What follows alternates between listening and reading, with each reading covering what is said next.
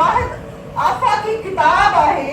जंहिंमें औरत ऐं मर्द खे ॿ मुख़्तलिफ़ इंसान करे एड्रेस कयो वियो। जिथे मर्द जो ज़िक्र आयो आहे उते औरत जो बि ज़िक्र आयो आहे। ईअं मेन लाइ लफ़्ज़ इस्तेमालु न कयो वियो आहे, ॿई गॾु इस्तेमालु कया विया आहिनि। तंहिंजे करे इस्लाम जे अंदरि इहे ॿ मुनफ़रद फ़र्द आहिनि, ॿ इंडिविजुअल्स आहिनि। ऐं इस्लाम जी जेका रियासत आहे उहा सोशल कॉन्ट्रैक्ट ते मुश्तमिल आहे। इस्लाम जो जेको ख़लीफ़ो हूंदो उनखे डिवाइन पावर न हूंदो। तंहिंजे करे हू चए थो त रूसीअ जो जेको सोशल कॉन्ट्रैक्ट आहे यूरोप लाइ त न हुयो, पर मुस्लमाननि लाइ नओं कोन्हे को। जो मुस्लमान कॉन्ट्रैक्ट लफ़्ज़ खां, निकाह खां वठी, सुलहनामे खां वठी क़ुरान शरीफ़ में कॉन्ट्रैक्ट जो लफ़्ज़ इस्तेमालु थियल आहे त मुस्लमाननि वटि जेको हुकुमरान आहे उहो डिवाइन पावर, ख़ुदा जो नुमाइंदो कोन्हे को, उहो सोशल कॉन्ट्रैक्ट जे ज़रिए वजूद में आयल आहे। त इहा शइ मुंहिंजे लाइ हिकिड़ी नई हुई जेका मां चाहियां पई त हिन मक़ाले ते ॻाल्हायो वञे। छो त असां वटि जॾहिं बि औरतुनि जे हक़नि जो सवालु ईंदो आहे त इस्लाम खे औरतुनि जे हक़नि जो एंटीथीसिस करे पेश कयो वेंदो आहे। जॾहिं त अलामा साहब चवे थो त ही वाहिद दीन आहे जंहिंमें औरतुनि ऐं मर्दनि खे बराबरि जो इंसान ऐं बराबरि जा हक़ ॾिना विया आहिनि। त इहो सवाल असांजे मुआशरे में आईंदा न अचणु घुरिजे। उन खां पोइ अलामा साहब जो हिकिड़ो ॿियो मक़ालो आहे जेको लिखियलु आहे अलामा इक़बाल जे कॉन्सेप्ट ऑफ ख़ुदीअ ते। ऐं अलामा साहब चवे थो त ख़ुदीअ जे तस्वर सां मां सम्झां थो त प्रॉब्लमेटिक आहे, इन सां माण्हू कंफ्यूज़ थियनि था। ख़ुदीअ जो फ्रीडम सां तालुक़ कोन्हे को, छो त अलामा इक़बाल चवे थो त जॾहिं तव्हां पंहिंजे ख़ुदीअ खे रियलाइज़ कंदव तॾहिं ई तव्हां आज़ादी हासिल करे सघंदव। ऐं अलामा इक़बाल साहब अलामा करज़ी चए थो बहस 1902 में मां ऐं अलामा इक़बाल ॿई गॾु हिकिड़े ई इदारे में इंग्लैंड में मौजूदु हुआसीं ऐं असां हिन ते ॾिठा बहस कया। हाणे तव्हां हुनजो विजन ॾिसो, हुनजी आउटरीच ॾिसो। ऐं हू चए थो त अलामा इक़बाल पाण हिन कॉन्सेप्ट में फासिजी पियो हो, तंहिंजे करे हुन ख़ुदीअ खां पोइ बेख़ुदीअ जो कॉन्सेप्ट आयो। हुन ख़ुदीअ खे रद्द कंदे बेख़ुदी खणी आयो, छो त हुनखे ख़बर हुई न ख़ुदीअ में फ्रीडम आहे न बेख़ुदीअ में फ्रीडम आहे। ऐं पोइ हुन डिफाइन कयो त अलामा इक़बाल खे हिकिड़ो स्पिरिचुअल या हिकिड़ो कॉन्शियसनेस ऑफ फ्रीडम आहे, हिकिड़ो फिज़िकल फ्रीडम आहे। ही चए थो त भिटाई चवे थो सखर से ॾींहं जे भारियुनि बंद में,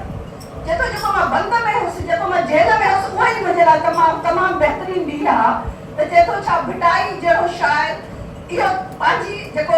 जेॾीमहिल बंद में आहे मारवी उन ॾींहंनि खे चए थो मुंहिंजी ज़िंदगी जा बहितरीनु ॾींहं आहिनि। उन सां गॾोगॾु ही कोट करे थो त हज़रत बिलाल खे जॾहिं पंहिंजी ग़ुलामी में आज़ादु कयो वञे थो त हज़रत बिलाल गुज़ारिश करे थो त मूंखे इहा ग़ुलामी क़बूल आहे। त चए थो इहे जेके ॿ वॾा करेक्टर आहिनि, छा उहे फिज़िकल फ्रीडम जी ॻाल्हि करे रहिया आहिनि, छा उहे फिज़िकली जेको जंहिं स्टेट में हुया उनखे सेलिब्रेट करे रहिया आहिनि, या ही हिकिड़ो जेको फ्रीडम जी कॉन्शियसनेस आहे उहा फिज़िकल जेका तव्हांजी बाउंड्रीज़ आहिनि तव्हांजी। इन गोइटे जो बि हिकिड़ो हवालो कोट कयो आहे त गोइटे बि कीअं चए थो त जेके चरिया माण्हू आहिनि उहे चेन्स तोड़ींदा आहिनि, सियाणो माण्हू चेन्स में रहणु चाहींदो आहे। त चए थो त फ्रीडम हिकिड़ो फिज़िकल थींदो आहे, हिकिड़ो फ्रीडम तव्हांजो रूहानी थींदो आहे जंहिंजी कॉन्शियसनेस जी पतो अलामा इक़बाल खे कोन पियो आहे। अलामा इक़बाल ख़ुदि ऐं बेख़ुदी जे फ़लसफ़े में अटकिजी पियो, हिकिड़े फ़लसफ़े ॿिए खे कैंसिल आउट करे छॾियो। जॾहिं त भिटाईअ खे हुनजो वधीक ॼाण हुई, तंहिंजे करे ई भिटाई चए थो त सखर से ॾींहं जे भारियुनि बंद में। त इहो बि तमामु ख़ूबसूरत तरीक़े जो जेके स्कॉलर्स आहिनि उन्हनि खे वधीक तहक़ीक़ करणु घुरिजे। ऐं टियों जेको मक़ालो आहे उहो पर्पज़ आहे त जेका जॾहिं धरतीअ ते पॉपुलेशन घटी त फ्लावर्स जो मक़सदु हो त उहे सिर्फ़ु ऐं सिर्फ़ु ॿिज वारा वण पैदा थियनि। ऐं उन खां पोइ जेका हाईएस्ट क़िस्म जी तव्हांजे फ्लावर्स में आयो आहे पोइ असांजा गुलनि वारा वण आया। पर हीअ चए थो तव्हांखे ख़बर आहे त सिर्फ़ु इस्लामी वाहिद दीन आहे जंहिंमें बाग़ अदन जो ज़िक्र आहे। ऐं जेके इस्लामिक स्कॉलर्स हुया उहे जन्नत खे का जाग्राफिकल लोकेलिटी न ॾिसंदा हुया। तंहिंजे करे इस्लाम में इहो आहे त हिन धरतीअ ते बाग़ ठाहियो ऐं बाग़नि खे जीअं तव्हां महसूसु करे सघो। तंहिंजे करे तव्हां मुस्लिम जेके रूरल्स आहिनि ऐं ईस्टर्न रूरल्स आहिनि उन्हनि वटि तव्हां ॾिसंदो त तमामु वॾा बाग़ हूंदा, जॾहिं त यूरोप में बाग़नि जो कॉन्सेप्ट विक्टोरियन एज में आयो आहे, 8वीं सदीअ में आयो आहे। त इहे शयूं मुंहिंजे लाइ तमामु हिकिड़ियूं इंस्पायरिंग ऐं नयूं हुयूं त हिकिड़ो अहिड़ो स्कॉलर जेको गुल खां वठी इंसान जे आज़ादीअ खां वठी इंसानी हक़नि ताईं सिक्युलरिज़म हुजे, औरतुनि जा हक़ हुजनि, उन्हनि सभिनी खे मज़हब में रिकंसिलेशन करे ऐं मज़हब जा उहे पासा ॾेखारे थो जेके इंतिहाई ख़ूबसूरत इंसान दोस्त, वतन दोस्त, नेचर दोस्त आहिनि। ईअं नथो ॾेखारे हर वक़्तु उन वटि रिझाइण वारो कॉन्सेप्ट कोन्हे को। जंहिं तरीक़े सां अल्लामा काज़ी शेन खे क़ुरान जी रोशनीअ में इंटरप्रेट करे थो, उहे हिननि सभिनी 14 मक़ालनि में शामिल आहिनि, जेको मां चाहींदसि अंग्रेज़ीअ में आहिनि त सिंधीअ में अचणु घुरिजनि। महमूद साहिब लाइ इहो हिकिड़ो टास्क आहे, ॿियो असां सभिनी खे इहे ज़रूरु पढ़णु घुरिजनि, छो त इन में कल्चर आहे, इन में तारीख़ आहे, इन में तमदन आहे, इन में रूहानियत आहे। उन सां गॾोगॾु हिन महिल ताईं इंसानु मज़हब, साइंस ऐं मॉडर्निटी जा इशूज़ रिज़ॉल्व करे न सघियो आहे। तंहिंजे करे इहा हिकिड़ी ऑन गोइंग जर्नी आहे जेका असां सभिनी खे इन जर्नीअ खां अवेयर हुजणु घुरिजे। Thank U very much.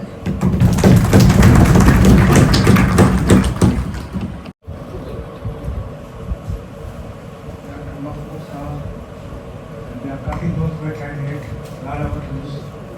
काफ़ी लोग बैठे हैं, अमर सिंह साहब, डॉक्टर उदय शाह साहब, डॉक्टर रियाना वाला साहब, शोभन मुजर साहब, डॉक्टर फयाज लकी साहब, न्याज कंवर साहब, GSD गोली, सिंधी अजीब दारो, सिंधी यूनिवर्सिटी, जो मादरी इल्मी इदारो आहे, मुझे तैलीम हासिल थी है। डॉक्टर साहब सबक ट्रेनिंग था कि मुबारकबाद दी जो अलामा आया काली जे याद में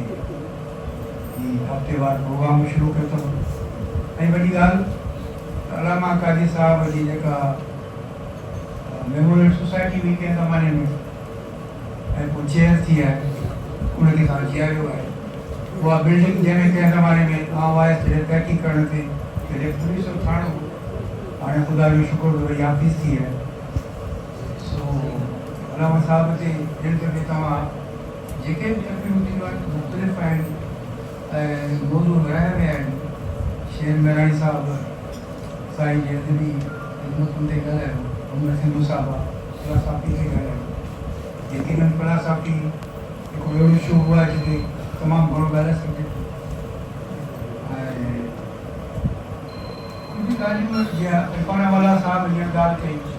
पर असुलु ॻाल्हि इहा इहा चवंदुसि त अलामा काली छा हो। अलामा कालीअ जी ज़िंदगीअ जा मुख़्तलिफ़ शोबा आहिनि। अलामा काली हिकु फ़िलासफ़र, अलामा काली हिकिड़ो माहिर तइलीम, अलामा काज़ी शाह लतीफ़ जो पारखू ऐं अलामा काज़ी जी ज़िंदगीअ जा एॾा पहलू आहिनि, रुख़ आहिनि जिन ते सचपच में हिकु अलॻि अलॻि प्रोग्राम करणु खपनि त वधीक बहितर रहंदो। ऐं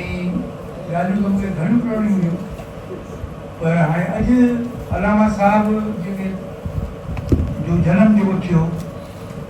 18 अप्रैल 1868 आचार्य ॾींहुं हैदराबाद शहर। अलामा साहब जी वफ़ात 13 अप्रैल छंछर जो ॾींहुं 1968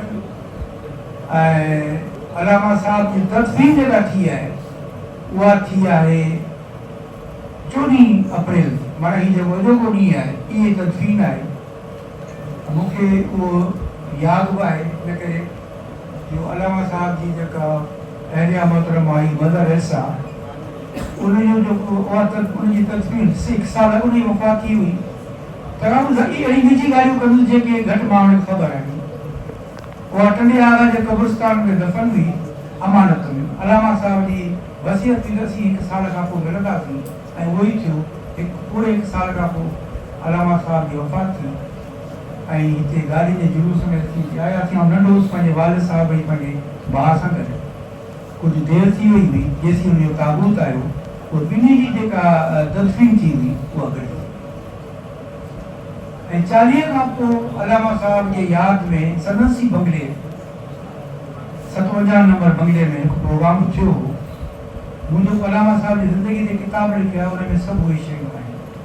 मूंखे तमामु वॾियूं वॾियूं तकलीफ़ूं थियूं छाकाणि अलामा साहब जा सभु शागिर्द AK ब्रोही,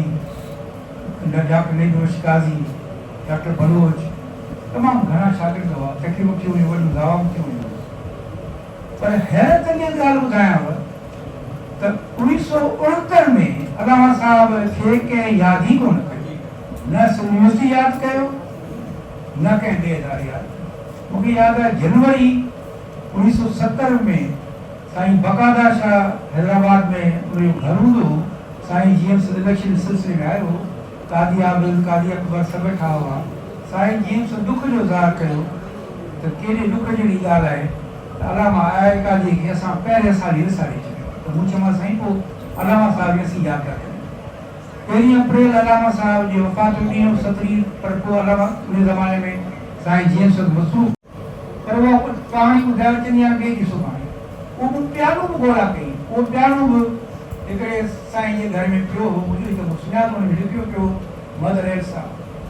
कादी साहब जी का बि शइ तव्हां आर्काइव जी ॻाल्हि कई, कादी साहब जूं केतिरियूं घणी शयूं ज़ाहिर थी वयूं आहिनि। मूं जॾहिं ही तहक़ीक़ कई न किताब ते मूंखे 10 साल कढण लॻा त मूं को माण्हू कोन छॾियो। यानी उन ज़माने में मूंखे एके घुरोई के दावत ॾियणु वियोसि, बाबा थी कयूं था बरसी तव्हां अचो त अची तव्हां वञा पियो। मूंखे आहे केस आहे ढाका में, पोइ मूं सां जेका कचहरी कई आहे लिखी छॾी हुई। हिन किताब अलामा साहब जा शागिर्दनि उन सां कंहिं रीति का निभाउ कोन कयो। आउं हिकिड़ी ॻाल्हि कंदो आहियां खुलम भला, कंहिंखे कावड़ लॻे त वञी लॻे। अलामा साहब जी ज़िंदगीअ ते कंहिं किताब कोन लिखियो, ठीकु आहे तक़रीरूं न गॾु कयूं। केतिरनि माण्हुनि चयो त हीउ जेको जामशोर हो सो असां मुंतख़ब कयो। मूं हुनखे चयो साईं तोखे कहिड़ी ख़बर, तूं हैदराबाद जो कोन आई, असीं हैदराबाद जा माण्हू असुल हैदराबादी। हैदराबाद जो माण्हू हमेशह घुमण लाइ सिंधु दरिया ते ईंदो या कोजड़ी ईंदो या जामशोर जे परे पासे ईंदो।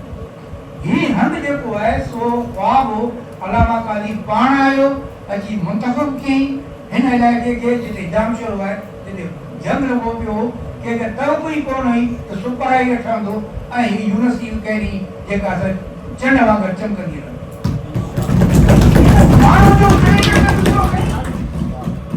माण्हू जॾहिं वाइस चांसलर थियो त उमिरि हुई 65 साल, माना पूरो माण्हू 67 साल। हुन माण्हू खे कीअं कमु छा हो यूनिवर्सिटीअ जो, फ़क़ति 2 कॉलेज जो इम्तिहान वठणु, माना इंटरमीडिएट मोकिलियोसि। जॾहिं तव्हां हिकिड़ी ट्रक किताबनि जी अंधी मंडी, हिकिड़ो रजिस्ट्रार, 2 पटेवाला, बाबा वञे हिते अची जेको आहे सो नवोदय हाई स्कूल दीवान प्रभुदास, इहो जेको आहे सो जंहिंजो नालो हींअर डॉक्टर भरोस रखियो अथनि, भले पिया रखो, पर इहो दीवान प्रभुदास जो क़ाइमु कयो, थोरो चङो करे इहो इन स्कूल ठाहियो, जिते इहो यूनिवर्सिटी पहिरीं ठही ऐं बिठारा मास्टर में जेका हॉस्टल ठही। उन माण्हू ख़िदमत, उन माण्हू उन वक़्तु सिंध यूनिवर्सिटी खे तडीसी जेको तव्हां ज़िक्र कयो त कीअं उनजे डिपार्टमेंट्स में डिपार्टमेंट कीअं पढ़ाइजे, एजुकेशन डिपार्टमेंट ठाही त पढ़ाइजे कीअं। यानी त हिकु प्रोफेसर खे चवंदो त बाबा हीअ किताब हीअ तव्हांखे ॾियूं था जो तर्जुमो करे अचो, अचो त डिस्कस कयूं। हर हफ़्ते लेक्चर ॾींदो। आउं थो चवां त हीउ हिकिड़ो आइडियल माण्हू हो, ईंदड़ सपोर्ट वाइस चांसलर पहिरीं निगारनि जे सरबराहनि लाइ। त ॾिसो त हीउ कहिड़ो माण्हू हो, छा अहिड़ा माण्हू नथा पैदा थी सघनि, छा अची आइडियल माण्हू नथा ॾिसी सघूं, जेको विक्टोरिया गाॾी में ईंदो हो ऐं विक्टोरिया गाॾी में वेंदो हो। केमिस्ट्री डिपार्टमेंट लाइ लेबोरेटरी ठाहिण लाइ जर्मनी वियो, सामान सॼो वठी आयो। जॾहिं आगा ताज मोहम्मद चेक थी छो किसी तव्हांजो भाड़ो उहो हमेशह पाणी जहाज में ईंदो। अलामा साहब कॾहिं बि सफ़र जेको आहे सो हवाई जहाज में कोन कयो। की बाबा तो घुमण वियो हुउसि, मां छॾे लाइ वठां, हुननि लिखी चेक जमा करे ॾिनो अकाउंट में, वियो वञी उहो अकाउंट मां पैसा कढी यूनिवर्सिटी खे वापसि।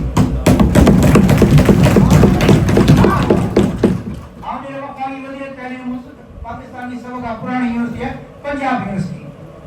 मां कलोकेशन में तकी रखी मुझे बाबा हम तव्हां सवाला माण्हू आहे जो वेतन तव्हांखे यूनिवर्सिटी ठाहे ॾिनी, तव्हांखे कॉलेज ठाहींदा। असां वटि सिंध में वेतन कॉलेज यूनिवर्सिटी कोन ठाही। जेका शिकारपुर जी CSS कॉलेज उहा बि हिंदू जी ठाहे, डीजे कॉलेज हिंद सन मदरसो प्राइवेट किथां बि दादा तव्हांखे त शुक्र कयो जो तव्हांखे ही जो ठाहे ॾिनो। ऐं ॿी ॻाल्हि तव्हांखे ॿुधायो त पाकिस्तान में न्यू कैंपस जो बुनियाद विझंदड़ ऐं सोच ॾींदड़ अलामा आया काज़ी हो ऐं सिंध यूनिवर्सिटी जो जेको न्यू कैंपस उहो पहिरियों ई इदारो। अलामा आया काज़ी तसव्वुर अथव। पंजाब यूनिवर्सिटी जो न्यू कैंपस बाद में ठहियो आहे, कराची यूनिवर्सिटी जो बाद में ठहियो आहे, पिशावर जो बाग में अहिड़ा माण्हू आहे त चवां त की ख़बर न कॾहिं कॾहिं हादसो हूंदो आहे या चवंदो आहे त शालती भई मुंहिंजो दौरो न वॼे आहे त असीं सिंधीअ लाइ किथे पहुची वञूं सो अलामा आहे गादी ऐं तसवुरु कयो त यूनिवर्सिटी जेका 1940 में साईं जीएम साहिब थियो आहे त हुन वज़ीर तइलीम त हुन कमेटी मुक़ररु कई आहे त बाबा यूनिवर्सिटी वियो आहे ॿिया आहिनि वञी मुख़्तलिफ़ यूनिवर्सिटी जा मुआइना करे आया आहिनि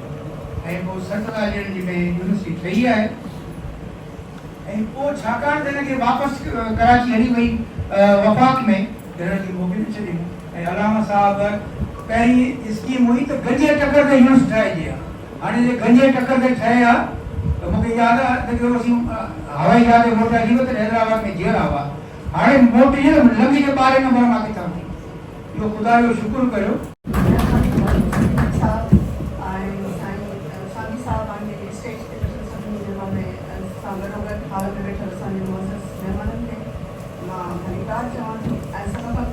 एप्रिशिएट कयां थी डॉक्टर मखमूर बुखारी साहब खे जिनखे 2 महीना थिया अञा चार्ज वठे ऐं विदिन 2 महीननि में हिकिड़ी सालनि खां जेके रवायतूं हुयूं उन्हनि सिर्फ़ु चेयर्स जी बिल्डिंग खे ट्रांसफॉर्म कयो जेका झंग में ई सभु झंग जो रुख ॾेई रही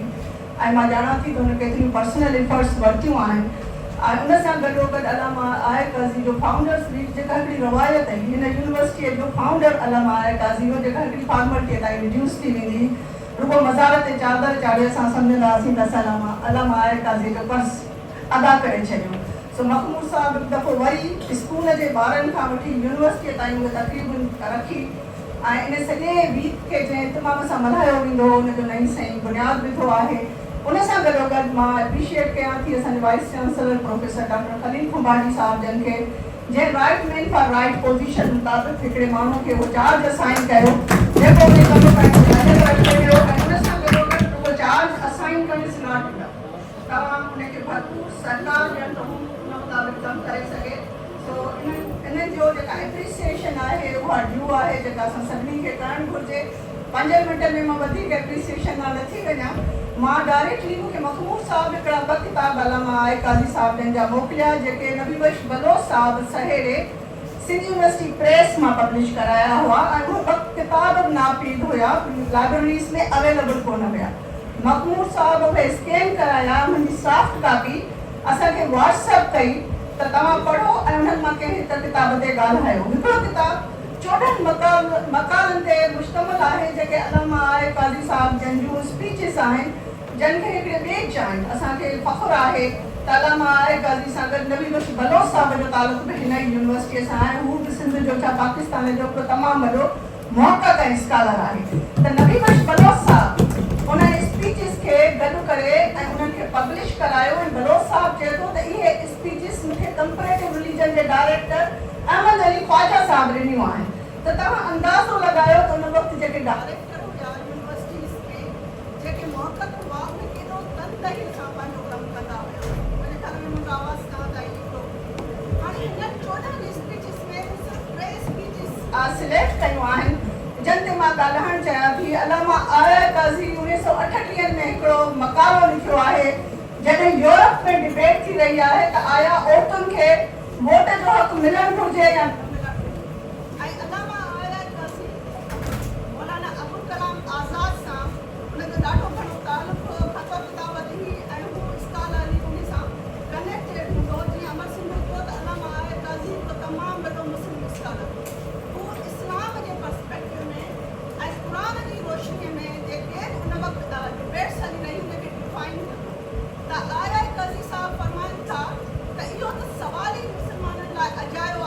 सवाल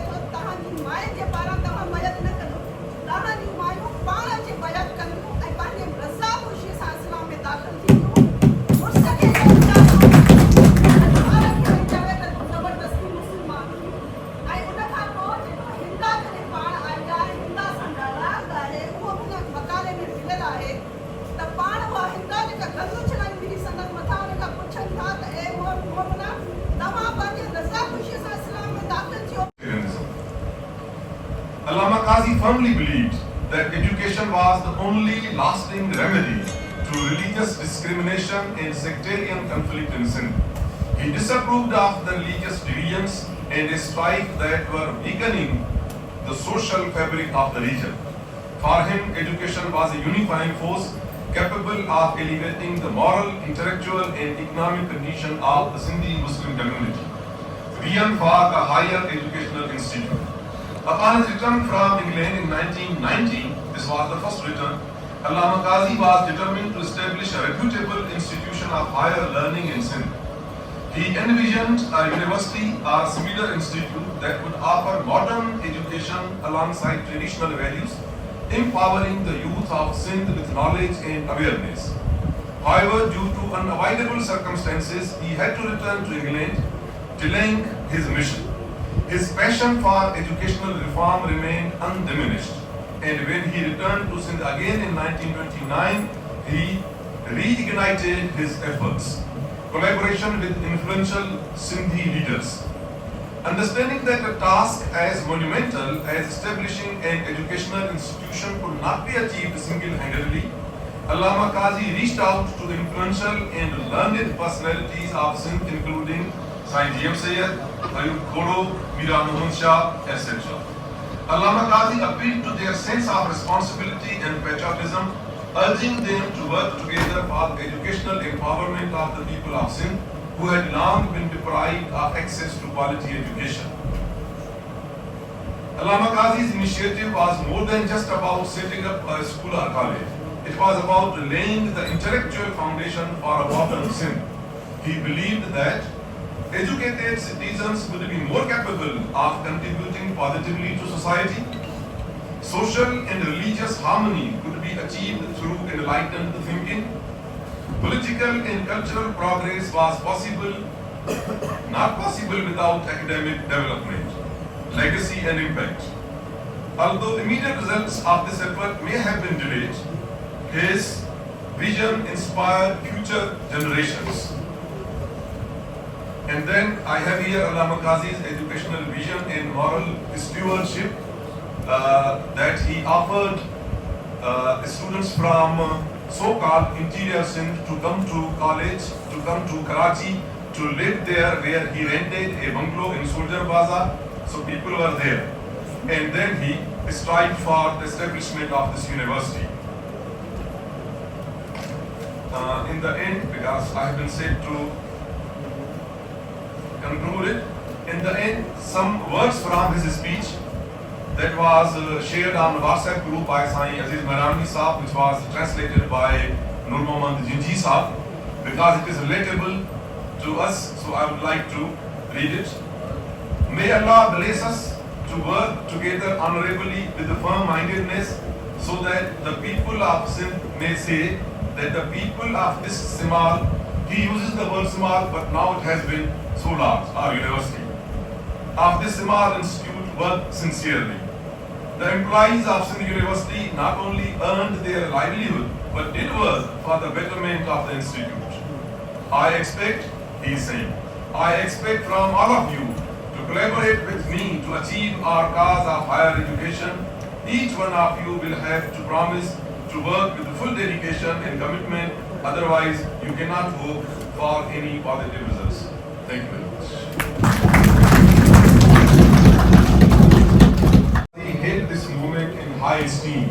recognizing its potential to transform the lives of the underprivileged through education and social awareness. On February 9, 1925, Allama Qazi had actively participated in a seminal conference on rural construction held at the Garden Quarters Bungalow of J.M. Sayyid in Karachi. His presence at this conference underscored his commitment to grassroots educational reform, rural development and intellectual discourse that foregrounded the needs of Sindhi peasantry and rural youth. The conference aimed to foster collaboration with scholars, social workers and political activists to create a comprehensive framework for educational and infrastructural development in rural areas of Sindh, especially. Another incident that became inspiration for Allama Qazi Sahab was an incident wherein on September 6, 1929, a drama was staged at DJ College, Karachi, in which, because it was organized by some Hindu students, they were reluctant to allow Muslim students to participate therein. And the Muslim students then agitated. Allama Qadi Sahab was present on this occasion. Mrs. Elsa Qazi was also there. And because they agitated and they made a row to get into the hall, resultantly a Muslim student named Shamir Khan was rusticated from the college and some others were also punished. Now, in the aftermath, Allama Qazi wrote a deeply reflective and critical letter to Saint James Sayyid, expressing his anguish over the sectarian bias and exclusionary behavior directed towards Muslim students especially. He condemned the discriminatory actions, articulating his disapproval of any form of prejudice based on religion, caste and class. In his लाथो सब लोग हाड़े खणी होर छोरियूं छुरण सिखियूं बुनूं कयाऊं bore आयो सो अतोर जे दुखियूं ॾिख विहारियो. Allama Qazi, a visionary educationist. Without any formal tamheed, I would like to leave market. Allama Imdad Ali Muhammad Qazi, a renowned intellectual, philosopher and educationist, exhibited profound concern for the deplorable state of education in rural Sindh during the early decades of 1930s. Deeply committed to the upliftment of marginalized communities. जॾहिं त काज़ी साहब जो जेको चवणु आहे त काइनात सां जेको वाहिमी ॿंधापो जेको ठहे थो उहो शऊर जी बुनियाद ते ठहे थो त उनजो मक़सदु वेलफेयर वारो हुजे थो ऐं उनजो मक़सदु जेको आहे सो उन में हुजे थो. सो ॾाढा वोट टाइम वधीक कोन्हे सो स्पेंसर जो नज़रियो आहे उहो थोरो रहिजी वियो आहे पर मां कोशिशि कंदसि त हिनखे मुकमल पेपर जी शकल ॾेई तव्हांखे ॾींदसि ऐं तव्हांजो जेको आहे सो उमेद थी वादो पूरो थींदो त वंस हिकिड़ो फुल हिन ते लेक्चर रखाईंदा वरी वेंदा.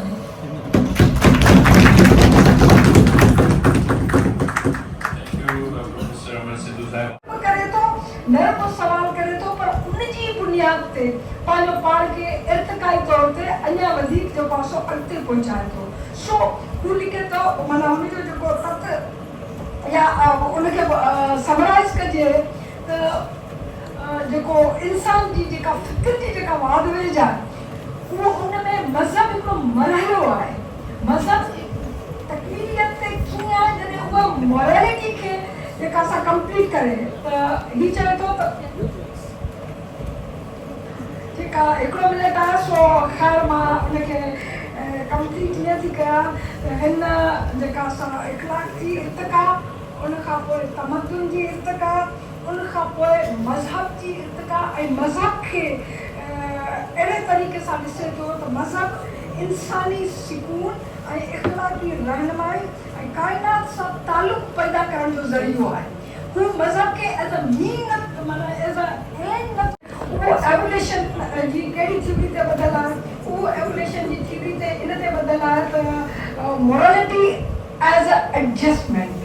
ऐं जेको फिटेस्ट फॉर सर्वाइवल आहे मोरालिटी उहो ई आहे जंहिंखे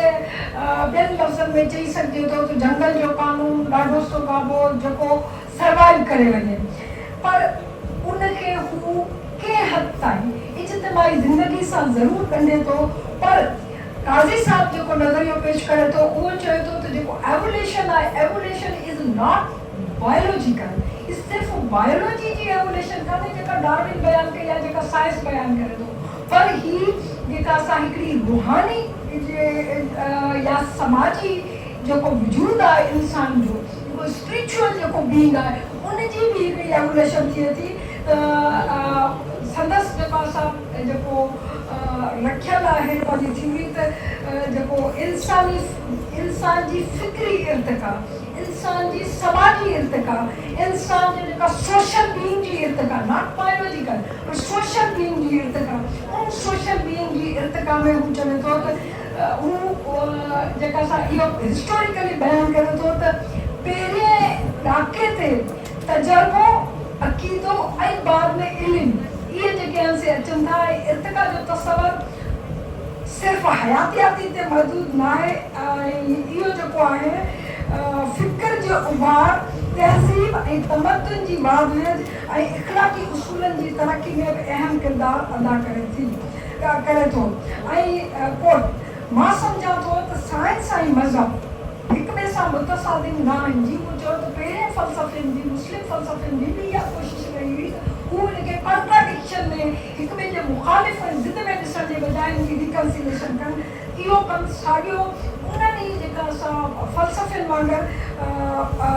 जेको आहे काज़ी साहब करे थो त कोट मां सम्झां थो त साइंस ऐं मज़हब हिक ॿिए सां मुतसादिम न आहिनि, पर जेकॾहिं सही तरीक़े सां सम्झा वञनि उहे हिक ॿिए खे मुकमल कनि था। अनकोट इन किताब जे अंदरि जेका असां उन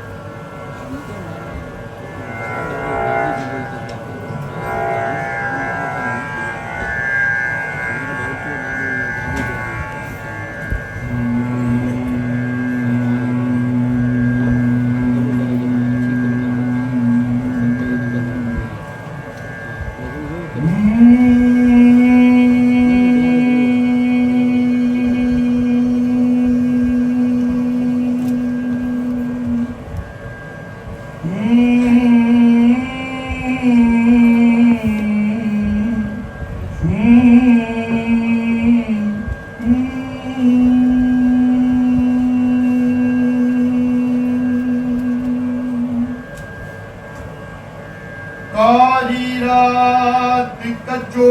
घड़ो मथा से मी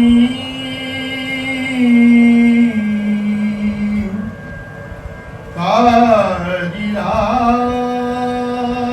कचो घड़ो मथा से मी हिको भाव बेरा जो ॿियो सांबारासी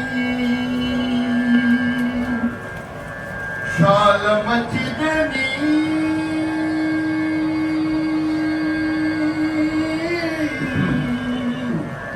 शाल मचदनी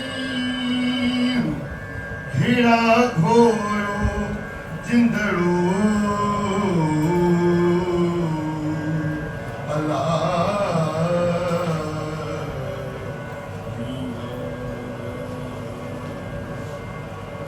साहड़ सा सुहिणी सायर पिर सुई साहड़ सा सुहिणी सायर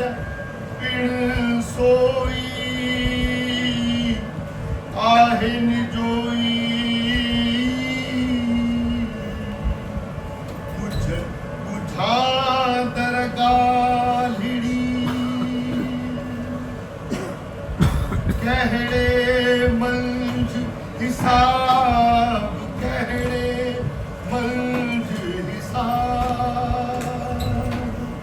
कहड़े मंझ हिसाब कहड़े मंझ हिसाब हुअण मुंहिंजो हो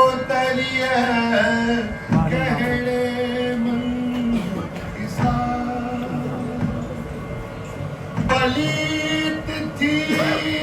पाक थिए पलीत थी पाक थिए जुम्बियो मंझ जनाब जुम्बियो मंझ जनाब हादी से हिल पार दे हादी से हिल पार दे हादी से हुल पार दे रीढ़ी साण रिकाब रीढ़ी साण रिकाब वेद विञाए दीद विञाए मदोस्त जो दीद विञाए मदोस्त जो भली मंझ हिजाब दीद विञाए मदोस्त जो भली मंझ हिजाब कहड़े मंझ हिसाब कहड़े मंझ हिसाब कसरत आहे कुर्ब में कसरत आहे कुर्ब में इदगाम आई आराब इदगाम आई आराब दे तहूरा तिल के दे तहूरा तिल के जे सिकल लाए शराब जे सिकल लाए शराब मुमर मुहि जो हो तरिया कहड़े मंझ हिसाब कहड़े मंझ हिसाब कहड़े मंझ हिसाब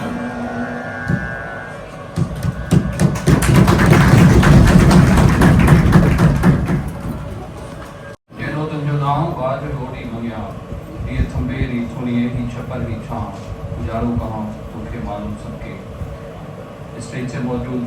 honourable worthy vice chancellor professor doctor Khalil Rahman Kumari साहब नहायत एहतराम साहब संजय मशहूर शख्सियत वफाकी वज़ीर तालीम जनाब मदद अली सिंधी साहब डॉक्टर इरफान अमला डॉक्टर सत्तार शाह साहब मुश्ताक जारीको साहब ये दोस्त असांजा ख़ासि तौर ते कराची खां कई आया आहिनि डॉक्टर शेर बहिराणी साहब शौकत हुजूम साहब नियाज़ पवन साहब मजीद जालिम साहब पंहिंजी यूनिवर्सिटी जा समूरा ही मुअज़्ज़िज़ीन प्रोफेसर डीन शागिर्द उस्ताद मौजूद है अॼोको ॾींहुं फाउंडर वीक के हवाले सां इहे अलामा काज़ी चेयर जे तरफ़ां थियल जेका प्रोग्राम जो शेड्यूल हुयो हुनजो बि 7 प्रोग्राम असां हिन भेरे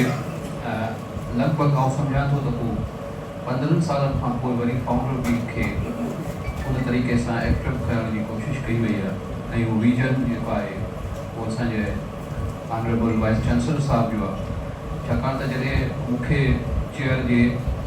इंचार्ज डायरेक्टर जी ज़िम्मेवारी ॾिनी वई त वीसी साहब जे तरफ़ां इहो टास्क हुयो त कहिड़ियुनि हालतुनि में ऐं केतिरे महदूद टाइम में अंदरि असां सिंध यूनिवर्सिटी जे तरफ़ां फाउंडर वीक खे सेलिब्रेट ज़रूरु कंदासीं ऐं हीअ फस्ट टाइम आहे जंहिंजो इज़हार डॉक्टर अज़हर अली शाह साहब दादू कैंपस PVC साहब पंहिंजे 9 अप्रैल वारे प्रोग्राम में कयो हो ऐं अहिड़े तरीक़े सां ॿिनि इवेंट जेके ठटे कैंपस में दुशरूफिर कैंपस में बदीन कैंपस में, दादू कैंपस में या मनाली शाह स्कूल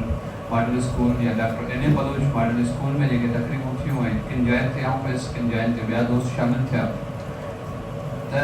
पहिरियों दफ़ा मेन कैंपस खां ॿाहिरि फाउंडर वीक जी तकरीबूं सेलिब्रेट कयूं वयूं ऐं उहो हिकिड़ी ख़ासि थीम जे हवाले सां, छाकाणि त ॿियूं एक्टिविटीज़ त यूनिवर्सिटियुनि में, कैंपसिस में, स्कूलनि में हमेशह थींदियूं रहनि थियूं, को करिकुलम एक्टिविटी गैर निसाबी सरगर्मियुनि जे हवाले सां, पर अलामा काज़ीअ जे शख़्सियत जे हवाले सां, अलामा काज़ीअ जे फ़िक्र जे हवाले सां पहिरियों दफ़ा ईअं थियो आहे त उन जे तहरीरुनि जे हवाले सां, उन लिखनि जे हवाले सां जेको रोशन ख़यालीअ जो पैगाम आहे उन जी हिकिड़ी थीम या उन जो हिकिड़ो मौज़ू मुक़ररु कयो वियो ऐं ही फाउंडर वीक अलामा काज़ीअ जे उन रोशन ख़यालीअ वारे सिलसिले खे उजागर करण जो न ही फाउंडर वीक ताईं महदूद न आहे। ऐं असांजो इहो इरादो आहे, प्रोग्राम आहे त असां सॼो साल लेक्चर्स जी सूरत में, मुख़्तलिफ़ सेमिनार ऐं कॉन्फ्रेंसुनि जी सूरत में, मुख़्तलिफ़ वर्कशॉप जी सूरत में अलामा काज़ीअ जी शख़्सियत ऐं उनजे फ़िक्र जे मुख़्तलिफ़ पहलुअनि खे उजागर कंदासीं। छाकाणि त हिकिड़ी शइ ख़ासि तौर ते हाणे महसूसु कई पई वञे त असां नो डाउट अलामा काज़ी सिंध यूनिवर्सिटीअ जे हिन कैंपस खे जोड़ींदड़, हिकु तालीमी इदारे जी शिकिल ॾींदड़ फ़र्द आहे, हिकिड़ी शख़्सियत आहे, हिकिड़ो आलमी ॾाहो आहे, पर असां उनखे शायदि हिकिड़ो आर्किटेक्चर या हिकिड़े सिविल इंजीनियर वारो तसवुरु करे रखियो आहे त हू हिते ॼाओ, ही नौकरियूं कयईं ऐं उनखां पोइ 9 अप्रैल 1951 ते जॾहिं सिंध यूनिवर्सिटीअ में आयो ऐं उन कराची खे वफ़ाक़ जी हैसियत हुई ऐं उनखे जॾहिं सिंध यूनिवर्सिटीअ खे मुंतक़िल, सिंध खे कैपिटल खे मुंतक़िल कयो वियो त सिंध यूनिवर्सिटी खे मुंतक़िल कयो वियो ऐं पोइ हिते अची हीअ इमारतूं जोड़े हुई ऐं उहो खाको ॾिनो। पर बुनियादी ॻाल्हि इहा आहे त जेको 9 अप्रैल ऐं 26 अप्रैल 28 अप्रैल ते जेको काज़ी साहिबु सिंध गवर्नमेंट खे प्लान जमा करायो आहे, उन प्लान जे अंदरि सिंध यूनिवर्सिटीअ जे तालीमी खाको मौजूदु आहे। असां उनजो पहिरियों फेज़ जेको बिल्डिंग्स जो आहे, स्ट्रक्चर जो आहे, उनखे त असां फोकस हमेशह कयो आहे, पर जेको हुन तालीमी खाको ॾिनो आहे त हिते कहिड़ियूं फैकल्टीज़ ठहणु खपनि, हिते कहिड़ा इदारा ठहणु खपनि, उन्हनि जो कॉन्टेंट्स छा हुजणु खपे, इन जो इनपुट छा आहे ऐं सोसाइटीअ खे उनजी ज़रूरत छो आहे। सभ खां वधीक अहम ॻाल्हि इहा आहे त जॾहिं एजुकेशन डिपार्टमेंट ठाहियो वियो, जॾहिं फिलोसॉफी डिपार्टमेंट ठाहियो वियो, जॾहिं आर्ट डिपार्टमेंट ठाहियो वियो या इस्लामिक स्टडी डिपार्टमेंट ठाहियो वियो, त उन वक़्तु बि इहो सुवालु ज़रूरु थियो हूंदो कि नालकनि जे तरफ़ां त उनजी मार्केट कहिड़ी आहे, उनजी जॉब्स कहिड़ियूं आहिनि, उन में पढ़ियल शागिर्द उहो मार्केट में कीअं यूटिलाइज़ थींदा। त उहो सॼो जेको हुनजो विज़न आहे, उहो काज़ी साहिब जे विज़न खे जेको हुन सिंध जे नई ॾाहप जे कंपाइलेशन या तामीर में जेको किरदारु अदा कयो आहे, असां चाहियूं था अलामा काज़ी चेयर जे तरफ़ां उनजे उन फ़िक्री पहलुअ खे उजागर कजे ऐं असां जेको थोरे वक़्त में जेको कमु करे सघिया आहियूं, ऐं हिकिड़ी मुख़्तसर हिकिड़ी ॻाल्हि रखंदुसि त न रुॻो असां अलामा काज़ी चेयर अलामा काज़ीअ जे फ़िक्र जे प्रमोशन जे लाइ कोशिशूं करणु चाहे थी, कमु करणु चाहे थी, पर उनखां सवाइ अलामा काज़ी ऐं एल्सा काज़ीअ जे आर्काइव्स खे इहो सभ खां वॾो हिन वक़्तु असांजे आॾो सुवालु आहे त काज़ी साहिब जी जेका आर्काइव्स आहे, उन जूं तस्वीरूं, उन जूं शयूं, एल्सा काज़ी जूं पेंटिंग्स,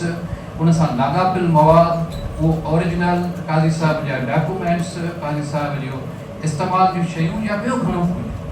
उहे सभु शयूं सभु टिड़ियल पकड़ियल आहिनि, का शइ किथे आहे, का शइ किथे आहे। असां चाहियूं था त हिकु त उहा सॼी आर्काइव्स खे अलामा काज़ी जी चेयर जी ऑफिस में हिकिड़े म्यूज़ियम, हिकिड़े लाइब्रेरी जी सूरत में असां उनखे प्रिज़र्व कयूं ऐं उनखे दुनिया जहान जे अंदरि जेको बि काज़ी साहिब या एल्सा काज़ी ऐं उन फ़िक्र जे हवाले सां जेको कुझु लिखियो पढ़ियो थो वञे, उहे सभिनीनि शयुनि जो हिकिड़ो लिंक, हिकिड़े उनजी कॉपी अलामा काज़ी चेयर जे ऑफिस में मौजूदु हुजे त जीअं केर बि काज़ी साहिब जी शख़्सियत, फ़िक्र ऐं उनजे कम जे बारे में या एल्सा काज़ीअ जे कम जे बारे में सम्झणु चाहे या पढ़णु चाहे त उनखे इहो हिकिड़ो मर्कज़ हुजे सिंध यूनिवर्सिटी ऐं सिंध यूनिवर्सिटीअ जो अलामा काज़ी चेयर जी उहा ऑफिस या उहो म्यूज़ियम या उहा लाइब्रेरी जिथे अचण खां पोइ स्कॉलर्स खे उहे सभु शयूं मिलनि। तव्हां सभिनी जी महिरबानी ऐं जेके बि दोस्त हिते शामिल थिया ऐं ख़ासि तौर ते आउं वाइस चांसलर साहिब जे तवसुस सां चैनी कैंपस जे डॉक्टर अनिला नाज़ मैडम मिसबाह पोयां वेही रहिया असां त चवण अॻियां अचो डॉक्टर अज़हर शाह साहब साईं ख़ुदि खलील साहब बदीन कैंपस ऐं मैडम मारवी अथार पनाह अली शाह स्कूल ऐं एहसान शाह राष्ट्री साहब ऐं doctor N A Baloch school जिन 3 ॾींहंनि जे अंदरि 6 तक़रीबूं अलामा काज़ीअ जे फ़िक्र जे हवाले सां फाउंडर वीक जे हवाले सां शुरू कयूं उन्हनि कमु कयो असां उन्हनि खे बि यादि कयूं था ऐं उन्हनि जो हिकिड़ो शुक्रियो अदा कयूं था गॾोगॾु ऐं उन्हनि समूरनि दोस्तनि या उन्हनि स्टाफ मेंबर्स जा बि हिते आबिदी खान मिट्टी न मकान असल हुई स्टेट वेटल honourable vice chancellor professor doctor Khalil Rahman Kumari साहब असां सभिनी जो प्यारो हिन अहद जो तमामु वॾो माण्हू साईं मदद अली सिंधी साहब मैडम प्रोफेसर डॉक्टर फना मल्ला साहिबा साईं शर्षा साईं रजिस्ट्रार साहब असांजो हरदिल अज़ीज़ प्यारो डॉक्टर महमूद बुखारी साहब साईं आशा साहब साईं डॉक्टर महमूद बुखारी साहब ऐं साम्हूं वेठल सभई शनासा ऐं दिली प्यारा तव्हां सभिनी खे मुंहिंजो सलाम। अल्लामा आहे काज़ी हिकु साज़ शख़्सियत जंहिंजे लाइ मुंहिंजी चयो लतीफ़ साईं जो बैत त मिट्टी न मकान असुल हुई एतिरी सिंध जो अहिड़ो ब्रेन आहे सिंध जी लाहक जो अहिड़ो हवालो आहे सिंध जे शऊर जो अहिड़ो इस्तारो आहे जेको जदीद सिंध में यकता आहे मैचलेस आहे जदीद सिंध मां मुंहिंजी मुराद अंग्रेज़नि खां पोइ वारी सिंध आहे इन खां पहिरियां सिंध वॾा माण्हू पैदा कया आहिनि हुते शाह लतीफ़ जहिड़ो माण्हू असां वटि मौजूदु आहे जंहिंजो फ़िक्र सॼी आलमगीर के वासे चले थो उन खां पोइ जेके वॾा माण्हू पैदा थिया आहिनि उन में थी सघनि उहे गॾु थी सघनि ऐं सिंध खे या सिंध जे शऊर जो को नओं नक्शो दुनिया खे ॾेई सघनि 9 सालनि ताईं हुन जेका सिंध यूनिवर्सिटी जी तामीर कई आहे ताबीर कई आहे उहा यकीनन उनजो मिसाल असांखे सिंध यूनिवर्सिटी जी तारीख़ में कोन थो मिले। अॼु असांखे जॾहिं डॉक्टर महमूद बुखारी साहब हिते गॾु कयो आहे ऐं आउं त सम्झां थो इहा पंहिंजे असुल ॾांहुं वापसी आहे ऐं कुदरत जो कानून बि आहे कुल शयुनि यारजो लिल्लाह बिअस्लिही हर शइ खे पंहिंजे असुल ॾांहुं मोटणो आहे सिंध यूनिवर्सिटी पंहिंजे असुल यानी अलामा आहे काज़ी जे फ़िक्र ॾांहुं मोटी आहे त इहो यकीनन तमामु वॾो स्वाभाविक क़दम आहे ऐं मुबारकूं थो ॾियां डॉक्टर महमूद बुखारी खे बल्कि सिंध यूनिवर्सिटी जे समूरी इंतिज़ामिया खे जिन पंहिंजे मोहसिन खे यादि कयो आहे इहा हक़ीक़ी माना में पंहिंजे मोहसिन खे यादि अलामा आहे सिंध समूरी सिंध यूनिवर्सिटी त छा समूरी सिंध जो मोहसिन आहे हुन जेको एहसान कयो आहे हिन इदारे जी सूरत में हिन इदारे को केतिरा माण्हू ठाहिया आहिनि जेके दुनिया जे मुख़्तलिफ़ ख़ितनि में विया आहिनि उन्हनि पंहिंजो मक़ाम ठाहियो आहे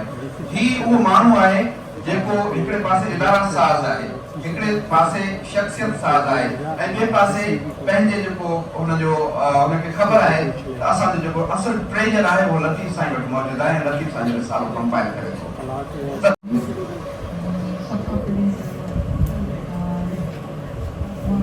अॼोके ॾींहं जे हवाले सां अल्लामा काज़ी साहब खे भेटा पेश कंदे ख़ुसूसी तौर ते इहो चवंदसि त सिंध यूनिवर्सिटी जे अंदरि हिन जे क़याम खां वठी ख़ासि तौर ते फ़लसफ़े शोबे जो जनम शायदि मुमकिन न हुजे हा जेकॾहिं अल्लामा काज़ी साहब हुन लाइ ज़ाती कोशिश न वठे हा छाकाणि त जदीद यूनिवर्सिटी जे तसवर में घटि में घटि पाकिस्तान जे अंदरि जेके नयूं यूनिवर्सिटियूं ठही रहियूं आहिनि उन में फ़लसफ़े शोबे जो को बुनियाद किथे नज़र नथो अचे पर ही क़दीम यूनिवर्सिटी जे हवाले खां ऐं न रुगो फ़लसफ़े जो शोबो बल्कि उन ई वक़्तु फ़लसफ़े जी इंटरनेशनल कॉन्फ्रेंस मुनक़द करणु जंहिंमें ख़ासि तौर ते बरतानिया जा उहे फ़लसफ़ी जेके असां पढ़ूं था उन्हनि जो हिते अचणु ऐं उन इंटरनेशनल कॉन्फ्रेंस में शरीक थियणु मां सम्झां थी त उहो एज़ाज़ आहे सिंध यूनिवर्सिटी जो जेको अलामा आहे काज़ी जे करे उनखे हासिलु थियो।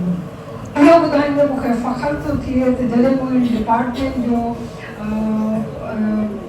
चेयरपर्सन जे तौर ते जॾहिं मूं हिन जो उहिदो संभालियो ऐं मूं पुराणा जॾहिं उन जा फाइल ॾिठा त उन्हनि फाइलनि जे अंदरि मूंखे हिकिड़े वॾे फ़लसफ़ी मशहूरु फ़लसफ़ी बटन रसल जा ख़त बि नज़र आया जेके उन वक़्त जे फ़लसफ़े डिपार्टमेंट जे चेयरमैन खे लिखियल हुआ ऐं ख़ासि तौर ते उहा एटॉमिक जेका एक्सप्लोजन थियो हुयो उनजी मज़म्मत जे तौर ते ऐं हू जॾहिं बुख हड़ताल ते वेठो हुयो तेॾी महिल हुन यकजहती जे लाइ ऐं उते उन सां गॾु बीहण जे लाइ उन फ़लसफ़े डिपार्टमेंट सिंध यूनिवर्सिटी खे सां बाक़ाइदो ख़तो किताबत कई। सो अलामा आहे काज़ी जे इल्मी ऐं अदबी समाज ते हूअं त लिखियो ऐं ॻाल्हाइबो रहियो पर मां सम्झां थी त फ़लसफ़े जे हवाले सां कुझु वधीक जेका सा हुन रिवायती अंदाज़ खां हटी करे हुन ते नरुगो तहक़ीक़ थियणु खपे। मां मखबूर साहब जी रवायती आहियां। मखबूर साहब इन ॻाल्हि ते नरुगो जेको आहे सो ज़रूरी सम्झो पर मूंखे जेको किताब उन जेको ऐं संदसि इहा बि महिरबानी जो उन खां पहिरीं उहो किताब न पढ़ियो उन जेको किताब the evolution of the reflection of evolution उहो हिकिड़ो किताबु ॾिठो ऐं उहो किताबु सचपच मुंहिंजे लाइ न सिर्फ़ु इन करे अहम हुयो त उन में ख़ुदि काज़ी साहब जी थ्योरी मौजूदु हुई जेको उनजो पंहिंजो नज़रियो इर्तिका जे बारे में रहियो आहे पर हक़ीक़ी तौर ते हिकिड़े फ़लसफ़े नुक़्ते निगाह खां उन एवोल्यूशन जे प्रोसेस खे ॾिसणु ऐं पोइ मूं उन किताब खे पढ़ंदे जीअं त एवोल्यूशन जेका असां मॉरलिटी जे हिसाब सां असां उहा थ्योरी पढ़ाईंदा आहियूं ऐं उन थ्योरी जे अंदरि हार्बर्ट स्पेंसर असां जेका असां एथिक्स में पढ़ायूं था मूंखे मूं मुनासिबु सम्झो त उनजो हिकिड़ो तक़ाबुली जाइज़ो पेश कजे ख़ासि तौर ते जॾहिं का साइंटिफिक रेवोल्यूशन अचे थो कंहिं बि क़िस्म जो जंहिंखे चइजे त एॾो वॾो जंहिंखे चइजे त दुनिया खे तब्दील कंदड़ नुक़्ते नज़र जॾहिं साइंसी नुक़्ते निगाह खां हिकिड़ो जेका असां जंहिंखे चइजे त वर्ल्ड व्यू अचे थो उहा वर्ल्ड व्यू पाण सां गॾु समाजी इख़्लाक़ ऐं जेका असां समाजी ज़ाब्ते जो बि हिकिड़ो नओं कोड खणी ईंदो आहे। मिसाल तौरु जेकॾहिं मां ॿुधायां त जेॾी महिल न्यूटन जी जेका असां लॉज ऑफ नेचर आया त उन लॉज ऑफ नेचर हिकु नओं जेको आहे सो समाजी ज़ाब्तो ॾिनो। लॉज ऑफ नेचर खां जेका असां पोइ जेॾी महिल असां साइंस जे अंदरि ॾिसूं था त जॾहिं डार्विन जी हिकिड़ी थ्योरी अचे थी ख़ासि तौर ते एवोल्यूशन जी थ्योरी पाण सां गॾु हिकिड़ो नओं नुक़्ते निगाह खणी आई। मिसाल जे तौर ते उहो नओं नुक़्ते निगाह कहिड़ो हुयो उहो नओं नुक़्ते निगाह इहो हुयो समाजी तौर ते नओं नुक़्ते निगाह इहो हुयो त हिन वक़्त ताईं इंसान खे जेको अशरफुल मखलूक़ात सम्झो पियो वियो डार्विन जी थ्योरी उनखे जेको आहे सो रद्द कंदे चयो त हीअ त जेको आहे सो हिकिड़े सेल जे घड़े मां इर्तिकाई तौर ते इंसान जी शक्ल अख़्तियार कयल आहे ऐं साइंस जॾहिं उनखे रद्द कयो त यकीनन उहो हिकिड़ो नयो समाजी अख़लाक़ी नुक़्ता नज़र ॾिनो। उन नुक़्ता नज़र जे मुताबिक़ हर्बर्ट स्पेंसर जी जेका असां थ्योरी ऑफ जेका एवोल्यूशन ते बदल जेको मॉरलिटी जो कॉन्सेप्ट हुयो उहो मॉरलिटी जो कॉन्सेप्ट खे मां पोइ बयानु कंदसि पर पहिरीं जेकॾहिं मूंखे ख़बर न आहे टाइम केतिरो हूंदो पर जेकॾहिं मां थोरो जेका काज़ी साहब जो जेको हिन किताब जे अंदरि जेको नज़रियो आहे उन नज़रिए खे पेश कंदी हलां त इन किताब जे अंदरि कोई 6 या 7 चैप्टर आहिनि ऐं उन 7 चैप्टर्स जे अंदरि काज़ी साहब जो नज़रियो छाकाणि त काज़ी साहब बुनियादी तौर ते हिकु मज़हबी माण्हू रहियो आहे ऐं मज़हबी माण्हू लेकिन उहो मज़हबी माण्हू असां जेकॾहिं फ़लसफ़े जी दुनिया में ॾिसूं त फ़लसफ़े में सभ खां पहिरीं जेका असां इस्लामी दुनिया जा जेके मुस्लिम मुफ़क्किर आहिनि उन्हनि कोशिशि कई आहे त reconciliation of science and religion, reconciliation of science, religion and philosophy. इन्हनि सभिनी जेके इब्तिदाई जेके फ़लसफ़ी रहिया आहिनि मुस्लिम दुनिया जे अंदरि उन्हनि जो इन ते ॾाढो जेको आहे ज़ोर रहियो आहे त हीअ जेको किताबु आहे इहो किताबु पढ़ण में मूंखे किथे किथे जेके आहिनि से उहे जेके आहिनि से इस्लामी जेके आहिनि से